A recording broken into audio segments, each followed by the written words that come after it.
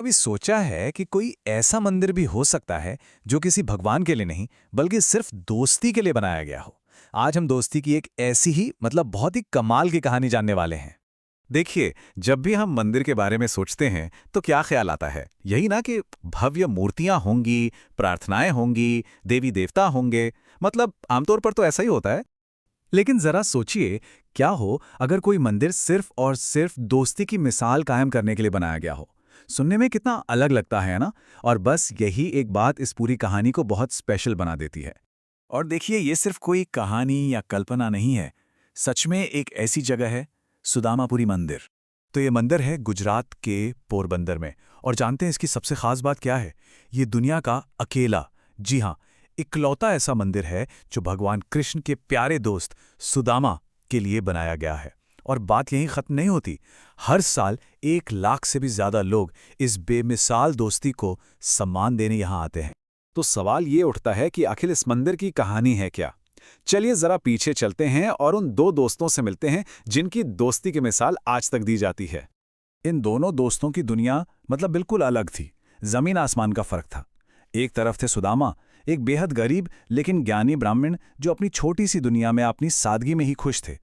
और दूसरी तरफ थे द्वारका के राजा, स्वयं कृष्ण, जो सोने के महल में रहा करते थे।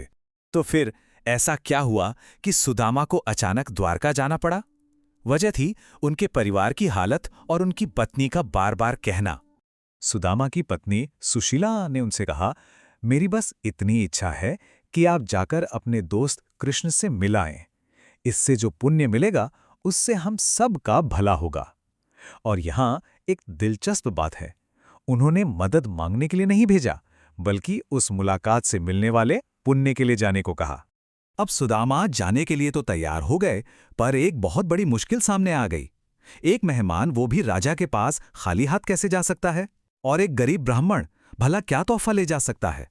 और यहीं पर कहानी में एक ऐसे तोहफे की बात आती है जो देखने में तो बहुत मामूली था, लेकिन उसका उसकी कीमत बहुत ज्यादा थी।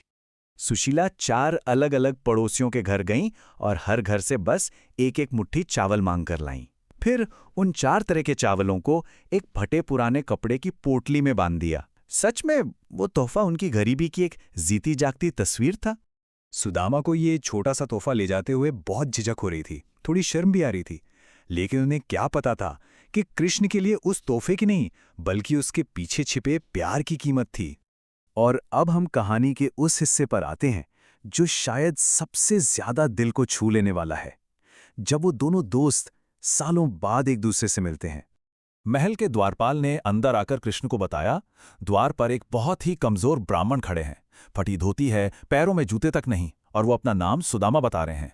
सोचिए, ये शब्द सुनकर क्या बीती होगी।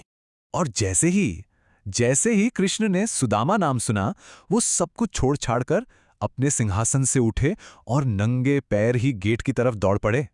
और फिर जो हुआ वो दोस्ती की मिसाल बन गया।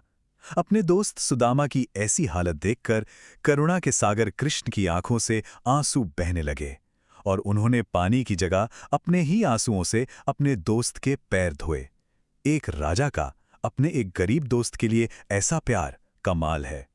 तो ठीक है, मुलाकात तो हो गई, पर इसका नतीजा क्या निकला? यहां हमें पता चलता है कि असली कृपा क्या होती है। कृष्ण ने बड़ी खुशी के साथ सुदामा के हाथ से वो चावल की पोटली लगभग छीन ही ली और एक मुट्ठी चावल खा भी लिए। उन्होंने उस मामूली से तोहफे को दुनिया का सबसे कीमती तोहफा बना दिया। सुदामा के साथ बिल्कुल राजाओं जैसा बर्ताव हुआ, उनकी खूब खातिरदारी हुई। लेकिन जब वो वापस जाने लगे तो कृष्ण ने उन्हें कुछ भी नहीं दिया। वो खाली हाथ ही लौट गए। तो क्या कृष्ण अपने दोस्त की गरीबी को सच में भूल गए थे? लेकिन जब सुदामा अपने गांव वापस पहुंचे तो वो हैरान रह गए। जहां उनकी टूटी फूटी झोपड़ी थी, वहां अब कृष्ण के महल जैसा ही एक सोने का महल खड़ा था। उनका परिवार बढ़िया कपड़ों में था, घर में किसी चीज की कमी नहीं थी। कृष्ण ने बिना कुछ बोले, बिना कुछ जताए सब कुछ दे दिया था। और यही वो खूबसूरत कहानी है जिसकी याद में वो मंदिर बनाया गया। इस मंदिर को बनाने का काम 1902 में शुरू हुआ था और 1907 में ये बनकर तैयार हो गया।